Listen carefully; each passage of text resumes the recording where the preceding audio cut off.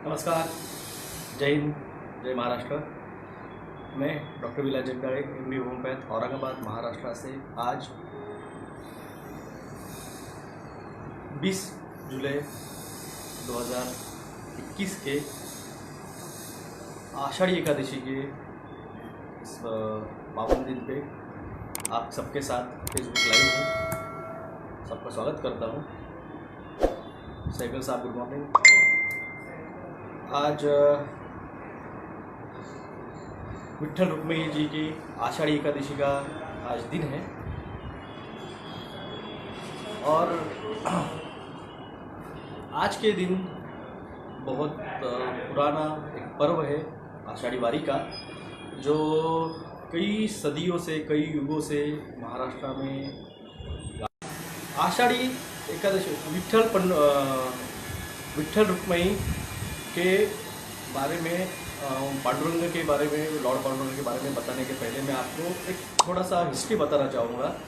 सब हिंदू धर्म के बारे में बात करते हैं, मगर आपको पता है कि आप हिंदू धर्म में आप सिर्फ 3 देवी देवताओं की आप पूजा करते हैं। पहले है भगवान शंकर, लॉर्ड शिवा। सेकंड भगवान विष्णु, लॉर्ड विष्णु। और तीसरे है माँ शक्ति। आप इन 3 देवताओं के साथ किसी की पूजा नहीं करते हो। अब आपका सवाल होगा ये कैसे है? तो भगवान विष्णु के ही अवतार है श्री राम, श्री कृष्ण। आप श्री राम जी की पूजा करते हो या फिर आप श्री विष्णु जी की, श्री कृष्ण की पूजा करते हो तो आप विष्णु भक्त हो। आप भगवान शंकर की पूजा करते हो, आप हनुमान जी की पूजा करते हो, आप महाकाल की पूजा करते हो, आप गणपति की पूजा करते हो, या फिर आप जो अप्पा है, साउथ में जिन्हें कहा जाता है, जो भगवान शंकर के बड़े बेटे हैं, आप उनकी पूजा करते हो। तो ये सब के सब भगवान शंकर के ही अंश है, सब भगवान शंकर के ही अवतार है, उनके ही बेटे हैं। इसलिए आप इनडायरेक्टली सिर्फ भगवान शंकर के, यानी आप शिव भक्त हैं। और रही बात तीसरी, आप शक्ति पूजक, यानी कोई भी माँ काली हो, माँ रेणुका माता हो, या फिर आप किसी भी देवी की पूजा करते हो तो आप शक्ति पूजक हो, यानी आप देवी पूजक हो। आप इन 3 देवताओं के सिवा, यानी भगवान शिव पूजक, विष्णु पूजक और देवी पूजक, इनके सिवा आप किसी और की पूजा नहीं करते। भगवान विट्ठल या पांडुरंग जी जिन्हें कहा जाता है, इनकी खास बात ये है, ये अकेले ऐसे भगवान हैं जिनमें भगवान शंकर और भगवान विष्णु दोनों का भी अंश वहाँ पे है। अब इसके बारे में मैं आपको थोड़ा सा हिस्ट्री में आपको बताना चाहूँगा। जब श्री कृष्ण जी का, आपको पता होगा, श्री कृष्ण जी के हजारों बीवियाँ थी, मगर उनकी जो 7 उन्होंने शादियाँ की थी, उसमें से एक जी थी वो जामुवंत जो थे। अगर आप रामायण में याद होगा, जो हनुमान जी की सेना थी, उसमें से जामुवंत भी थे, जो अश्वल के अवतार में थे। तो वो जामुवंत की एक बेटी थी, जामुवंती, और उस जामुवंती से के साथ त्रेता युग में भगवान शंकर की, भगवान श्री कृष्ण जी की शादी हुई। और शादी के बाद में उनको जामुवंत नाम का एक बेटा हुआ, जो श्री कृष्ण के तरह ही बहुत नटखट था, बहुत चुलबुला था और बहुत सताता था और सभी को। तो एक बार उसने एक साधु को, उनका नाम मुझे याद नहीं है, उनके साथ उन्होंने थोड़ी सी हंसी मजाक कर लिया। तो उनको शाप मिला कि ये जो तुम्हारी हंसी मजाक और मस्ती है, ये सब कुछ तुम यादों को ख़त्म कर देगी। वल्ले नाम की एक चीज़ रहती है, एक पेड़ रहता है, नदियों में, समुद्र में आता है, तो सब कुछ डूब जाएगा और यादव भी उस वल्लों की तरह उसमें बह जाएंगी। तब वो शाप वापस नहीं हो सकता था। उसके कुछ दिनों बाद उसी जामुवंत ने भगवान श्री कृष्ण की जो बाकी की जो उनकी बीवियाँ थी, उनके साथ उसने भी रासलीला की। और ये बात जब श्री कृष्ण को पता चली तो उन्होंने जामुवन को श्राप दे दिया कि तू कोढ़ी बन के सड़ सड़ के मरेगा। ये चीज़ यानी ये बात मैं रामकृष्ण परमहंस के जो लाइब्रेरी है उसमें वहाँ के एक बेटा था, गाँव के का एक किताब है, श्री कृष्ण नाम की वो किताब है, उसमें इस चीज़ों का आपको उल्लेख मिलेगा। तो वहाँ पे वो चीज़ पढ़ी थी मैंने। एक साल रामकृष्ण परमहंस का जो यहाँ पे टेम्पल है वहाँ पे मैंने एक साल मेडिकल फ्री सर्विस दी थी। तब टाइम मिलता था तो मैं जाके पढ़ता था बुक्स, तो उसमें वहाँ पे पढ़ी थी। तो जब उनको श्राप मिला तो नारद मुनि ने उनको एक सलाह दी कि आप दक्षिण में जाइए, दक्षिण में आप एक नदी है, उस नदी के पानी में आप रोज स्नान कीजिए और भगवान शंकर की पूजा कीजिए। तो वो आए और उन्होंने पंढरपुर में इंद्रायणी नदी के तट पे वहाँ पे हजारों वर्ष पूजा की, प्रार्थना की।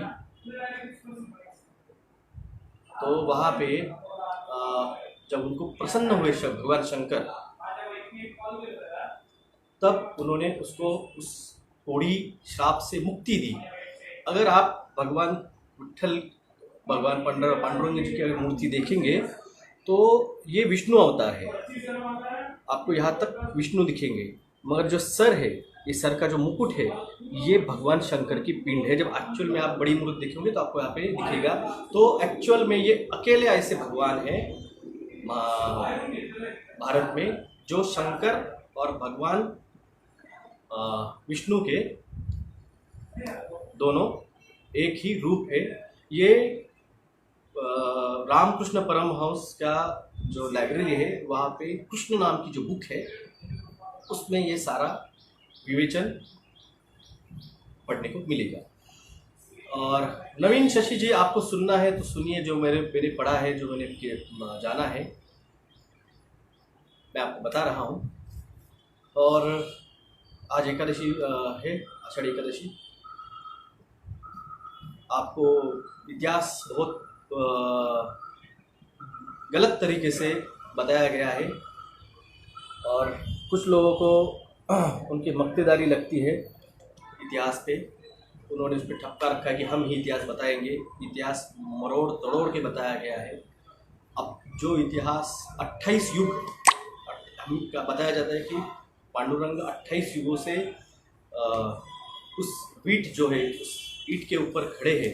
एक युग 4500 साल का रहता है, 28 युग कितने होते हैं तो सोचिए। तो कितना होता है वो साल, कब से खड़े होंगे। तो ये एक सब्जेक्ट है। मैं कुछ वारकरी क्या कहते हैं उसे, जो कीर्तनकार रहते हैं, मैं कोई कीर्तनकार नहीं हूँ।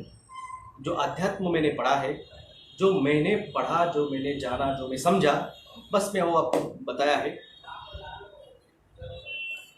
हेल्दी रहिए, जागरूक रहिए, सच्चाई जानने का शोध कीजिए। सच्चाई आपको आसानी से बताएगी नहीं। जिस तरह से महामारी आज आपको थोपी गई है, उसी तरह से अध्यात्म की बहुत सारी बातें आपको बताई नहीं गई है। सभी धर्मों में, सभी आपके वेदों में कर्मण्यवाधिकारस्य मा फलेषु कदाचन, कर्म ही सब कुछ है। तो कर्म ही इन्होंने बंद करके रखे हैं। आपको कर्म करने से रोका जा रहा है, आपको घरों में बिठाया गया है। आप अगर कर्म ही नहीं करेंगे तो आपको आपकी फल कहाँ से मिलेगा। अगर आपको फल नहीं मिलेगा, वो कैसा भी रहे, आपको कर्म करने से रोका है, आपको आपका धर्म पालने से रोका है। फिर कहाँ है धर्म? अगर कर्म ही नहीं करना है तो धर्म कहाँ है? तो इसलिए कृपया आपका धर्म समझिए। आपका धर्म है कर्म। आप कर्म नहीं करोगे, आप धर्म नहीं कर रहे हैं। अर्जुन कर्म करने से रुक गया था, तो उसके लिए भगवान श्री कृष्ण को गीता बतानी पड़ी कि कर्म सब कुछ है, तुम्हें कर्म करना होगा, उसका फल कुछ भी हो, तुम हारो तुम जीतो, तुम्हारे आप्तेष्ट, तुम्हारे सगे संबंधी मर जाए, तुम मर जाओ, मगर कर्म करो, तुम कर्म करने से रुक नहीं सकते हो। जब महाभारत हुआ तब श्री कृष्ण की उम्र, भगवान श्री कृष्ण की उम्र 85 ईयर्स थी, और उससे 5 से 7 साल छोटे युधिष्ठिर थे, उससे 3 से 4 साल छोटे भीम थे, उससे 2-3 साल छोटे अर्जुन थे, उससे 4-5 साल नकुल और सहदेव थे। 15 से 16 साल सिर्फ पांडवों ने राज्य किया, और उसके बाद वो मोक्ष प्राप्ति के लिए हिमालय की तरफ निकल गए। उम्र के 111 या 112वें साल में भगवान श्री कृष्ण की मौत हुई थी। आपने जो महाभारत देखा है उसमें जो ये दिखाए गए कैरेक्टर है, उसकी वजह से आपको उस एज का पता नहीं चलता है, और जब आप पढ़ोगे, आप जो मेरी बुक बोली है श्री कृष्ण नाम की जो बुक है रामानंद तीर्थ आश्रम में, आप उसे पढ़िए, आपको उसके बारे में पता चलेगा। यानी उम्र के 80-85 ईयर्स में भी वो कर्म के लिए बताया जा रहा था। आज है क्या आपकी उम्र? 40, 50, 25, 18, 20, 55, और आज आप कर्म करने से रोक दिया गया है। अरे 6 साल के फर्स्ट स्टैंडर्ड के बच्चे को उसका कर्म यानी उसका एजुकेशन जाके सीखने का वो रोक दिया गया है।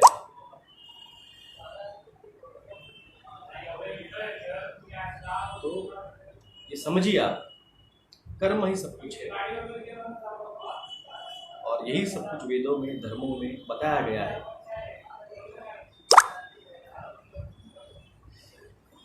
नमस्कार, जय हिंद।